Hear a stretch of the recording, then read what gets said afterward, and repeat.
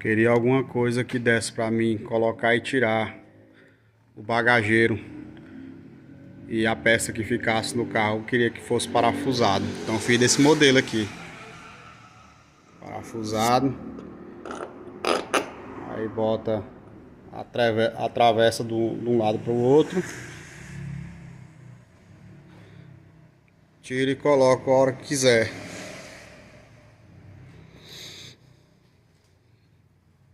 Quando for sair, tira, coloca dentro do bagageiro do carro. Quando for usar na rua, se for precisar para alguma coisa, carregar alguma coisa que dá serralheria, tira de dentro do bagageiro e coloca de novo no carro. Ficou bem discretozinho, ficou só uma pontinha passando pro lado de fora.